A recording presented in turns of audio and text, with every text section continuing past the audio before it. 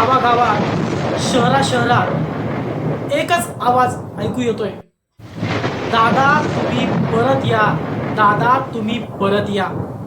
Social मीडियावर, रस्त्यांवर आणि कार्यालयामध्ये एकच भावना, शोक, अश्रू आणि सुन्नपणा. अजितदादा म्हणजे फक्त सत्तेतला नेता नव्हता, तो होता फुले, शाहू, आंबेडकरांच्या विचारावर चालणारा नेता. सामाजिक न्याय, शेतकरी आणि कष्टकरी दुर्बल घटकांसाठी ठाम भूमिका घेणारा नेता आज काळाच्या पडद्याआड गेलाय. नमस्कार मित्रांनो, मी पवन साळवे. आज आपण एका नव्या विषयाकडे वळतोय. महाराष्ट्राच्या राजकारणात काल दुःखाचा डोंगर कोसळलेला आपण पाहिलं. राज्याचे उपमुख्यमंत्री, जनतेचा नेता आणि कार्यकर्त्यांचा आधार अजितदादा पवार आज आपल्यात नाहीयेत. विमान अपघातात त्यांचा दुर्दैवी मृत्यू झाल्याची बातमी समजताच संपूर्ण महाराष्ट्र हादरून गेलाय.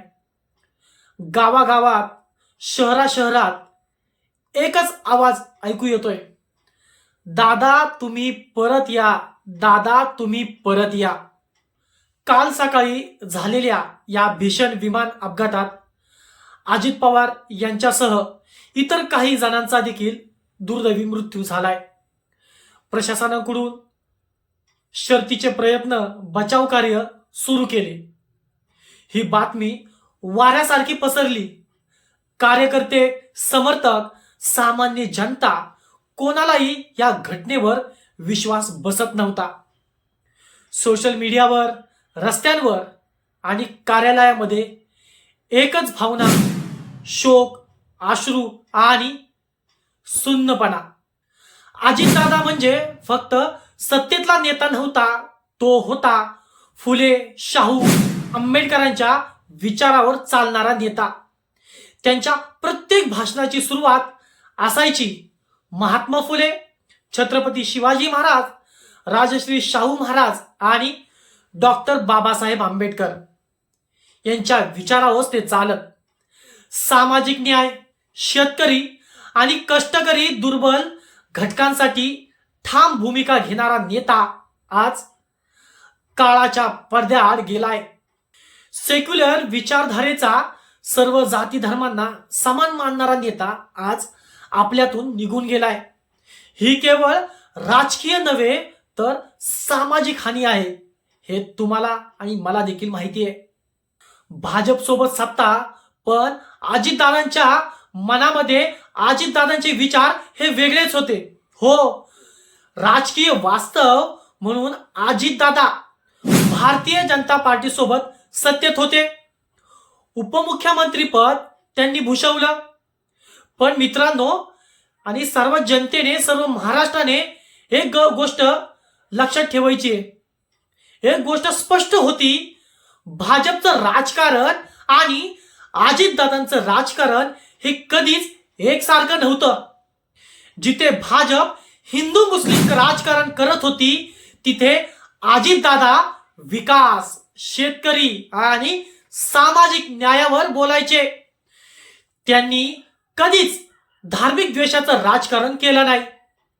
सर्व समाजाला सोबत घेऊन चालणारा नेता आज आपल्यातून गेलाय. कार्यकर्त्यांचा आधार हरपलाय, या महाराष्ट्राच्या जनतेचा आधार हरपलाय, या कष्टकरी शेतकऱ्यांचा आधार हरपलाय. आज सर्वात जास्त दुःख कोणाला झाला असेल तर त्या सामान्य कार्यकर्त्याला, त्या शेतकऱ्याला, जो पहाटे उठून सभा, प्रचार, आंदोलनासाठी धावायचा आणि आज ज्याला अजितदादांचा फोन आला तर संपूर्ण आयुष्यच समाधान मिळायचं. पण आज तोच कार्यकर्ता रडतोय, रस्त्यावर बसून अश्रू ढाळतोय, कारण त्याचा नेता परत येणार नाही हीच भावना त्याच्यामध्ये आहे. ही जाणीव आता खोलवर त्या कार्यकर्त्यामध्ये बसलीये. आज प्रश्न फक्त एवढाच नाही की एक मुख्यमंत्री गेलाय. प्रश्न हा आहे, महाराष्ट्राने एक आक्रमक, निर्णयक्षम आणि स्पष्ट बोलणारा नेता गमावलाय.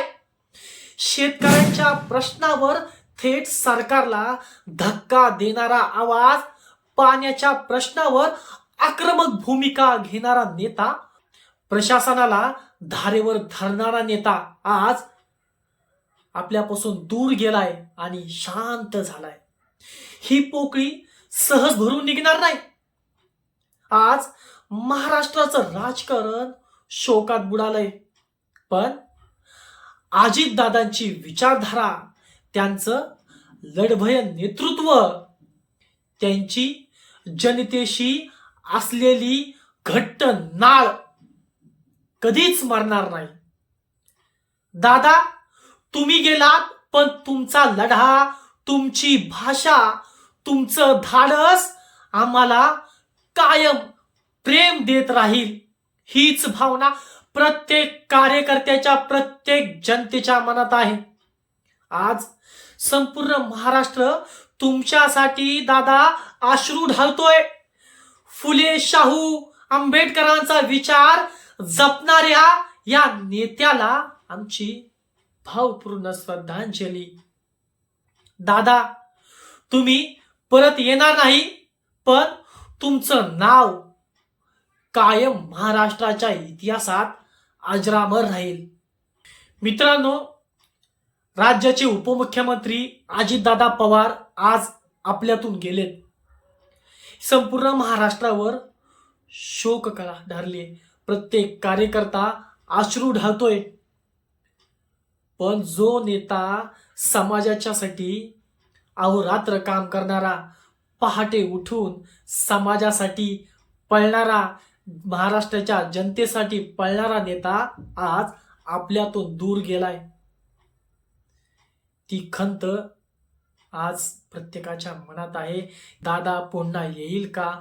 आणि कार्यकर्त्या अर्थ हाक देतोय, दादा तुम्ही परत या, दादा तुम्ही परत या. या महाराष्ट्राच्या जनतेला तुमची गरज आहे दादा. या कष्टकरी जनतेला तुमची गरज आहे दादा. दादा तुम्ही परत या.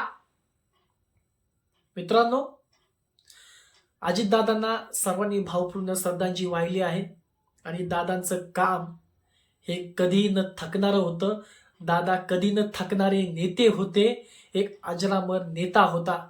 त्या दादांना निर्भीड पवन 2.0 या युट्यूब चॅनल तर्फे आणि माझ्या सर्व सबस्क्रायबर तर्फे, संपूर्ण महाराष्ट्राच्या जनतेतर्फे आणि माझ्या साळवे कुटुंबातर्फे भावपूर्ण श्रद्धांजली वाहतो.